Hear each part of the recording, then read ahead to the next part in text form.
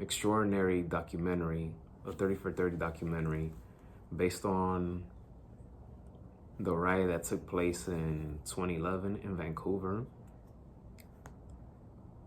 after the Vancouver Canucks lost to the Boston Bruins in Game 7 of the Stanley Cup Finals. As a person that grew to love hockey in the last couple of years or so, after 13 years, I finally learned about this riot, because at the time I had no clue about it, of how serious it was. I first started watching hockey during the 99-2000 season, but when it came to hockey, it was always like a up and down, up and down. So I do remember, watching parts of the Stanley Cup playoffs in 2000, 2001, 2002, 2003, 2004. And then after the 2004 season, all the way to 2007, I wasn't watching hockey. And then I slowly started getting to rhythm in hockey again during the Stanley Cup finals of 2008, 2009 between Detroit and Pittsburgh, which was flat out amazing. And then I stopped again, and then came back to hockey a little bit in 2012, stopped again, got back into hockey in 2014 because the Rangers, they made it to Stanley Cup finals that year. And then I stopped again after 2015 when the Rangers lost to the Lightning. But then I started watching hockey consistently during the 2017-2018 season. From that point to present, I've been following hockey nonstop.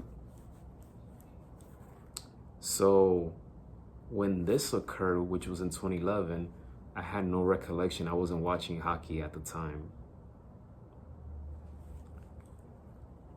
The only thing I was aware was that, okay, the Boston Bruins, they won, but I never saw the game, never bothered watching the highlights. But I had no idea about the riots until my friend recommended me to watch this documentary, informed me what the documentary was about. And when I saw it, which I saw it twice now, I saw it the second time last night because I wanted to make a review about it. Listen, I don't care, social media or pre-social media, there's no excuse to riot. No excuse. And in this documentary, you could see many people, because this riot is considered the first smartphone riot or first social media riot, however you want to put it. And a lot of these people that participated in this riot, they knew that they had a phone, a camera, right in their faces. Whether it was to take a picture or video, they knew that it was right on their faces.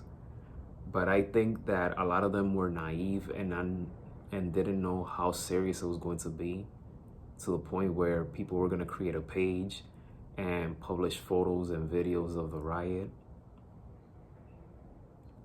But you have to be smart, that it doesn't matter what time we live in. If somebody has a camera in front of your face, you got to think that, okay, this can come back to haunt me in the future. And for a lot of the participants in the riot, they got in trouble to the point where they got arrested, and for few of them, it cost them their dream jobs. I'm gonna try to be careful because I don't want to spoil anything.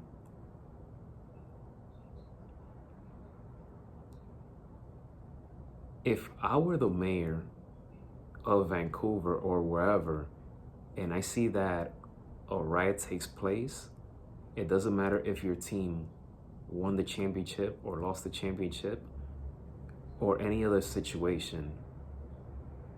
Me personally, if I was running the city, no more parades, none of that. Yes, it may sound harsh, and I know that others don't have to pay for it, but in Vancouver's case, this happened in 1994, and it happened again in 2011, but 2011 is worse because it was the beginning of smartphones, social media, whatever you want to put it. 17 years later, technology has advanced.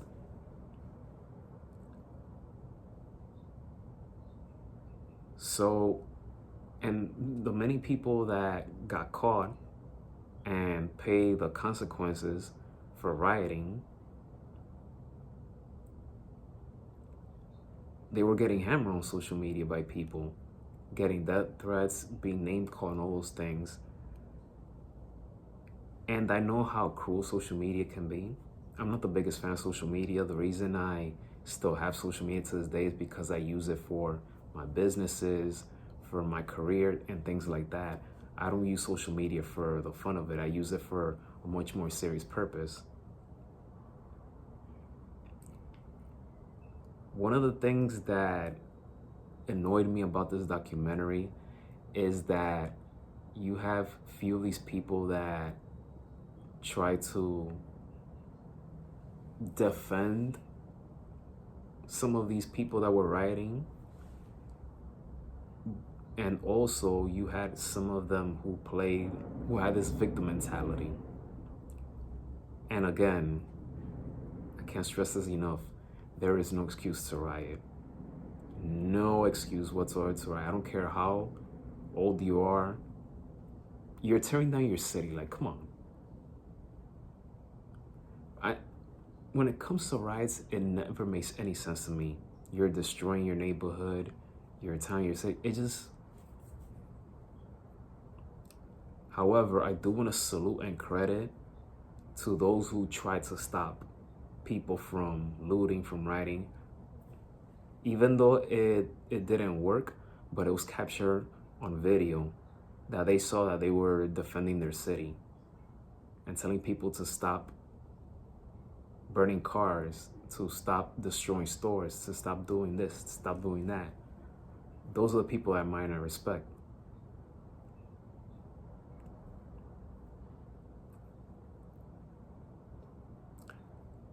I like that there's one guy that got interviewed for this 30 for 30 documentary, that he was involved in the 94 riots, and he gave his insight, his opinion about everything that went down. And he was in the 94 riot, but in the 2011 Game 7, he was in the arena when the Canucks lost to the Bruins. And the Canucks, they had a great team that year. They won the President's Trophy. And it looked like, they were going to win it all, but they had no chance in that game, in Game 7. They got shut out 4-0, I believe, to that Bruins team. But the future is bright for the Canucks. I mean, last year they had a surprising good season, although they lost to, I believe it was to the Edmonton Oilers that they lost in the second round. But they have a bright future. And if they do somehow, some way, they make it to the Stanley Cup Finals these next 5 to 7 years, we're all gonna be paying attention to whether it's gonna be a Riot Part 3, but I feel that they're gonna be more strict about how they're gonna handle the Vancouver Canucks fans, or I should say the city, because it's already happened twice. Like, come on. But this was a fascinating documentary to watch. I really enjoyed it.